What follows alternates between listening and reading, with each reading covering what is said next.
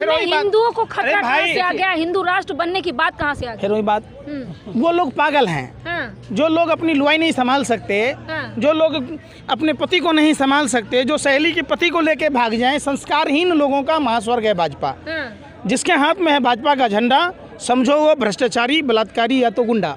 आप उस जी ड्राइवर के दर्द इतने हैं कि आप शायद साल के 365 दिन अगर 24 घंटे भी अगर आप अपना न्यूज़ अगर चलाना चाहोगे और दिखाना चाहोगे तो ड्राइवर के दर्द कभी ख़त्म नहीं हो सकते। इतने दर्द हमें देखने को मिल। इस वक्त दिल्ली के जंतर मंतर पे हूँ, यहाँ विरोध प्रदर्शन चल रहा है। ड्राइवर लोग हैं जो मंजिल तक पहुँचाते हैं आम जनता को, उनका विरोध प्रदर्शन है। उनकी कहाँ मंजिल भटक गई है जानेंगे। और खूबसूरती इस प्रदर्शन का देखिए कि एक तरफ टोपी है तो दूसरी तरफ तिलक वाले हैं। इस प्रदर्शन की खूबसूरती है कि यहाँ कोई हिंदू मुसलमान चलने वाला नहीं है। पंकज जी, क्या लग रहा है कि ड्राइवरों की जो मांग है कितनी जायज़ है? बच्चों के जन्म से पहले अस्पतालों तक पहुंचाना देश के चालक बंधुओं का काम है। दूध, खाना, शिक्षा, रोजगार और मृत्यु के बाद आप देखते होंगे अंतिम क्रिया तक।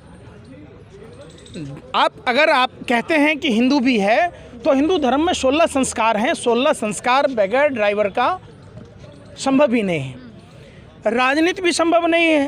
प्रधानमंत्री जी का गाड़ी कौन चलाएगा? ड्राइवर। तो निश्चित तौर पर ड्राइवरों के बगैर आप ये कह सकते हैं कि ये ज़िंदगी अधूरी है।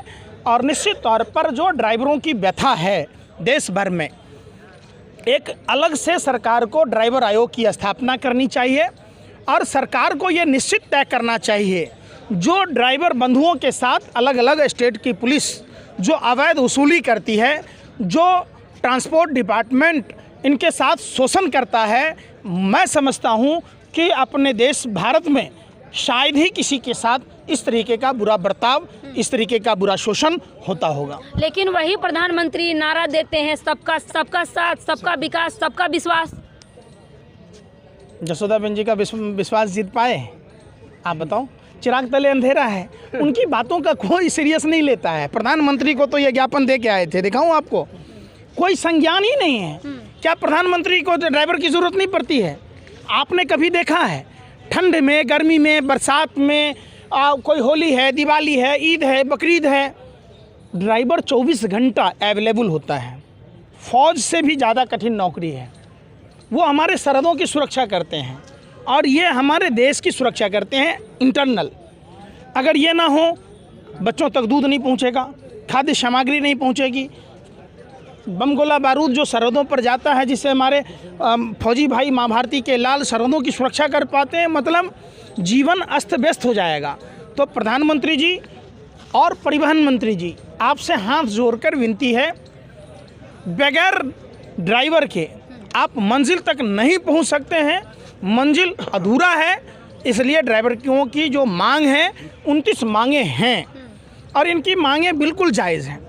आप पत्रकार भी, अगर आप पत्रकारिता करने आए हैं तो बगैर ड्राइवर के आप आ नहीं सकते। आपका कैमरामैन, आपका खुद आप एंकर हैं, तो आपके आने जाने के लिए, गंतव्य तक पहुंचाने के लिए, मतलब आप समझिए जीवन को लक्ष्य तक पहुंचाने के लिए ड्राइवर का होना ज़रूरी है। और इन ड्राइवर बंधुओं के पास इतनी तकलीफ़ें हैं, जिस तकलीफ़ों को आप अगर क्रमशः दिखाएंगे। हल्का सा रोड रेज की घटना होती है, लोग ड्राइवरों के साथ मारपीट करने लगते हैं। सरकार को ऐसा कानून बनाना चाहिए।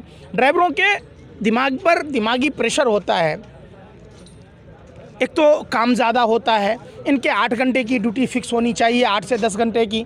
फिर इनको मंथली छुट्टी की व्यवस्था होनी चाहिए, इनके लिए आयोग बनना चाहिए, इनके लिए पेंशन, सैलरी की व्यवस्था होना चाहिए। अक्सर ये देखा जाता है कि कुछ निजी संस्थानों में ड्राइवर को निकाल दिया, अब उन्हें कोई मानदेय भत्ता नहीं, 60 वर्ष के हो गए, बेचारे कहाँ जाएंगे?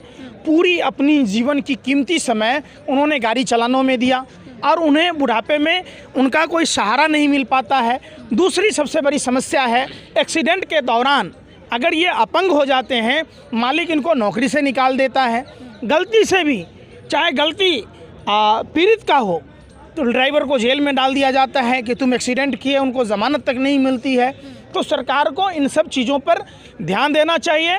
अगर ड्राइवर ना हो तो हमारा जीवन अधूरा है, देश अधूरा है। तो निश्चित तौर पर अधूरे सपने को पूरा करना देश के प्रधानमंत्री और परिवहन मंत्री को चाहिए कि इनके सभी 29 मांगों को, खास करके इनके अपंग होने की स्थिति में, इनके बुजुर्ग जब हो जाते हैं, 60 वर्ष से ज़्यादा आयु हो जाती है, तब इनके लिए पेंशन की व्यवस्था, इनके लिए आयोग की व्यवस्था, इनके लिए हर नेशनल हाईवे पर, स्टेट हाईवे पर विश्रामालय की व्यवस्था होनी चाहिए। जैसा कैंटीन हर विभागों में होता है, रियायत दरों पर इनके लिए भोजन पानी की व्यवस्था हो, डिस्पेंसरी की व्यवस्था हो, ये तमाम चीज़ें हैं जो सुविधा कराना चाहिए।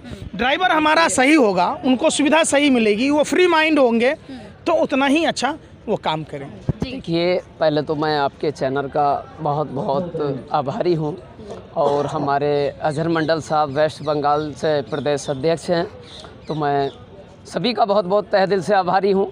और मैडम, पहले तो मैं आपके चैनल का बहुत बहुत आभारी हूँ और हमारे अजहर मंडल साहब वेस्ट बंगाल से प्रदेश अध्यक्ष हैं, तो मैं सभी का बहुत बहुत तहे दिल से आभारी हूँ। और मैडम जी, ड्राइवर के दर्द इतने हैं कि आप शायद साल के 365 दिन अगर 24 घंटे भी अगर आप अपना न्यूज़ अगर चलाना चाहोगे और दिखाना चाहोगे तो ड्राइवर के दर्द कभी ख़त्म नहीं हो सकते। इतने दर्द हमें देखने को मिलते हैं।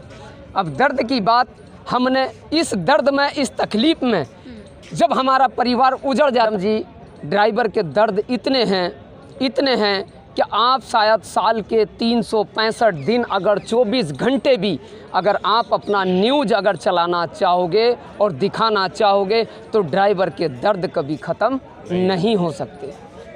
इतने दर्द हमें देखने को मिलते हैं। अब दर्द की बात, हमने इस दर्द में, इस तकलीफ़ में जब हमारा परिवार उजड़ जाता है तो हम क्या सरकार से मांगते हैं कि अगर हमारा कोई सारथी भाई एक्सीडेंट हादसे में अगर मारा जाता है तो सरकार द्वारा उसको 20 लाख रुपए का क्लेम मिलना चाहिए। हमने अपने ड्राइवर के लिए, सम्मान के लिए साल के 365 दिन 24 घंटे की ड्यूटी करता है। ड्यूटी करने के बाद भी उसको ऑन ड्यूटी मारा भी जाता है, पीटा भी जाता है, लेकिन कोई उसके हक अधिकार की बात नहीं करता। तो हमने अपने सारथी भाइयों के लिए 1 सितंबर राष्ट्रीय ड्राइवर दिवस सरकारी कैलेंडर में सरकार से मांग की है कि सरकारी कैलेंडर में लागू होना चाहिए और भारत के अंदर ड्राइवर आयोग का निर्माण होना चाहिए, जिससे कि ड्राइवर की सैलरी पे बात हो, ड्राइवर की सैलरी पे बात हो, ड्राइवर के बच्चों की शिक्षा पे बात हो, ड्राइवर के बच्चों को ट्रीटमेंट पे बात हो, ड्राइवर की ऐसे उन मुद्दों पे बात होनी चाहिए। वो कानून बनने चाहिए। जैसे कि ड्राइवर की सैलरी आज देखा जाता है मैडम जी, 10,000 5,000 कंपनियां सैलरी देती हैं और ड्राइवर को वहाँ भी लूटा जाता है कि सरकार के फंड में ये ड्राइवर की सैलरी कम से कम 50,000 रुपये दिखाती हैं महीने के, लेकिन ड्राइवर को केवल क्या मिलता है, सिर्फ 5,000। अगर ड्राइवर चक्कर लगा के महीने में अपना हिसाब करने आता है तो ड्राइवर के पैसे वहाँ भी हिसाब में बराबर कर दिए जाते हैं। आप शिक्षा की बात कर रहे हैं, रोजगार की बात कर रहे हैं, लेकिन भाजपा हिंदू राष्ट्र की बात कर रही है। देखिए, मैंने एक चीज़ बोली थी कि हिंदू राष्ट्र तो बहुत बड़ी चीज़ है। यहाँ पर सभी भाई हैं कि देखिए, हमारे तिलक वाले भाई भी हमारे साथ हैं। और आपने हिंदू राष्ट्र की बात की, आप इनके वेशभूषा पर मत जाएं। ये भारत है, ये मुसलमान हैं, ये सिख भाई हैं, मैं हिंदू हूँ, ये बंगाल से आए हैं। यही तो विविधताओं का भारत है, जहाँ सभी धर्म के लोग रहते हैं। आप हिंदू राष्ट्र, फिर वही बात, हिंदुओं को खतरा कहाँ से आ गया? हिंदू राष्ट्र बनने की बात कहाँ से आ गई? फिर वही बात, वो लोग पागल हैं। जो लोग अपनी लुआई नहीं संभाल सकते, जो लोग अपने पति को नहीं संभाल सकते, जो सहेली के पति को लेके भाग जाएं, संस्कारहीन लोगों का महास्वर्ग है भाजपा। जिसके हाथ में है भाजपा का झंडा, समझो वो भ्रष्टाचारी, बलात्कारी या तो गुंडा। आप उस पर मत जाओ। हिंदू मतलब समझते हैं आप, ये कह के जो भाजपा कहती है इसका मतलब सत्य सनातन को आप बदनाम कर रहे हैं। जिस धर्म में पेड़ को पूजने की परंपरा है, गाय को पूजने की परंपरा है, कुत्ता को पूजने की परंपरा है, पक्षियों को पूजने की परंपरा है, सांप को पूजने की परंपरा है, वहाँ इंसान से नफरत की बात अगर कोई करता है तो निश्चित तौर पर वो कालनेमी और रावण की नाजायज़ औलादें हैं। जिस धर्म में मिट्टी तक को पूजा जाता है, पानी को पूजा जाता है, हवा को पूजा जाता है, आग को पूजा जाता है, उस धर्म में इंसान से नफरत की बात, इसका मतलब उसको हिंदू धर्म का ज्ञान नहीं है। और ये सवाल बेतुका है। अभी देश भर के ड्राइवर आए हैं, आप समझिए। एक बात बताइए, इनका क्या कसूर है? ये हिंदू हैं, इनका क्या कसूर है? आप फिर वही बात पर चले आते। तो इनको मुआवजा दो ना, इनको पेंशन दो ना। आप समझो कि धर्म के एंगल से ना देखें, पूरा भारत एक है, पूरे भारत के ड्राइवर आए हैं, 22 करोड़ ड्राइवरों का बात है। इन्होंने तो हमारे धर्म को बचाया है, उस परिवार से आते हैं, कम से कम इनको तो सुविधा दो। हमारा कहना साफ है, हमारा खून और इनका खून क्या अलग है, इनका खून क्या सादा है, हमारा खून लाल, ड्राइवर है, लाल है, ये ड्राइवर हैं। अब खून की जरूरत है, तो ये क्या इनके द्वारा लाया गया खून, इनके द्वारा लाया गया ऑक्सीजन क्या हम हिंदुओं को नहीं लगेगा? तो ये सब चीज़ें छोड़ दीजिए। इनकी जो 29 सूत्री मांगे हैं, इनके लिए आयोग का गठन होना चाहिए। इनको 60 वर्ष के बाद इनके लिए पेंशन की व्यवस्था होनी चाहिए। इनके जो ड्राइवर एक्सीडेंट में अपंग हो जाते हैं उनको मुआवजा मिलना चाहिए। उनके परिवार के भरण पोषण की व्यवस्था होनी चाहिए। और इनसे जो स्टेट पुलिस, चाहे कहीं स्टेट की भी पुलिस हो, उगाही करती है, जबरन मारपीट करती है, उस पर रोक लगना चाहिए। बाकी तो ये लोग अपने दुख दर्द बताएंगे। हम एक ड्राइवर हैं तो मुझे एक चीज़ याद आई कि देखिए, मैं ना हिंदू बनूं ना मुसलमान बनूं, ना हिंदू बनो ना मुसलमान बनो, इंसान हो, इंसान की औलाद बनो। तो जिसके अंदर इंसानियत होती है, जिसका ज़मीर ज़िंदा होता है, वो कभी हिंदू मुसलमान की बात नहीं करेगा। क्योंकि हम ड्राइवर हैं, ड्राइवर हित की बात करते हैं, इसीलिए अपने 22 करोड़ चालक के हक अधिकार, उसके सम्मान की बात करते हैं। एक आखिरी सवाल, आपको एक बात पता होगा, जी, वो जो टनल था, सिलक्यारा टनल, जी, मोदी जी के दोस्त का ज्वाइंट वेंचर कंपनी नवयू कंस्ट्रक्शन, उसमें जाने किसने बचाई? क्या नाम था? नाम क्या था पूछ रहा हूँ। आप बताइए। तो मुसलमान थे वो, उन्होंने तो ये नहीं कहा कि हमने हिंदुओं की जान नहीं बचानी। ये है भारत। आप लोग मीडिया के लोग भाजपा के IT सेल की तरह काम करते हैं। ये कौन मीडिया? पंकज जी, कौन मीडिया? कौन सारी मीडिया। हाँ। आप बता दो, कोई आप बात पूछते हो? इस अभी लेडी हार्डिंग में चले जाओ, दवाइयाँ नहीं मिल रही है, ये ड्राइवरों के सवाल हैं, तो इन पर नहीं सवाल करते। आप छात्र नौजवान आते, उनको देखिए जंतर मंतर पर बोलने नहीं दिया जाता। मानो जैसे कहते लो, आप लोग क्या कहते हैं, पाकिस्तान में हिंदुओं को बोलने नहीं दिया जाता। अरे भाई, जंतर मंतर पर नहीं बोलने दिया जा रहा, ये तो हिंदुस्तान है, मैं तो हिंदू हूँ। तो ऐसा कुछ भी नहीं है। आप शिक्षा की बात कीजिए, आप स्वास्थ्य की बात कीजिए, आप रोजगार की बात कीजिए, आप कल्याण की बात कीजिए, आप रोटी कपड़ा मकान की बात कीजिए, और ये क्या सबको मिल रहा है? आप अपने चैनल पर कितना वीडियो डाले हैं? आप हमको बताइए कि 400 में छत्तीसगढ़ में सिलेंडर मिले, दिल्ली में ना मिले। राजस्थान में 400 का सिलेंडर भाजपा देगी, लेकिन यूपी में नहीं देगी, दिल्ली में नहीं देगी। आप लोग देखिए, आप पत्रकार हैं, लोकतंत्र के चौथे स्तंभ कहे जाते हैं। आपको सरकार से सवाल पूछिए। आपका पूछने का फ़र्क है कि आप जिस दिल्ली में रहते हैं प्रधानमंत्री जी, उस दिल्ली की जनता का क्या गुनाह है? चाहे जहां आपकी सरकार है, उत्तर प्रदेश में, पंजाब में, पूरे देश में लागू कर दीजिए। आप इस पर सवाल नहीं पूछते। तो यही सवाल है। एक आखिरी सवाल कि 24 में कौन आ रहा है, PM की गद्दी पे कौन बैठने वाला है? और एक आखिरी सवाल, क्या ड्राइवर संज्ञान लेंगे अगर मांगे नहीं मानी जाती है? देखिए, अगर हमारी मांगे को अगर नहीं माना जाता है तो हम 2024 में सरकार कोई सी भी हो, हम मुंह तोड़ उसको जवाब देने का काम करेंगे। और जो हमारे ड्राइवर हित की बात करेगा वही भारत में राज करेगा। नहीं तो हम अपने ऑल ड्राइवर कल्याण संघ भारत के साथ आज जो है 22 करोड़ चालक है, हम अपनी सरकार बनाने का पूरा हौसला रखते हैं और अपनी सरकार बनाने का हम कार्य चालू करेंगे।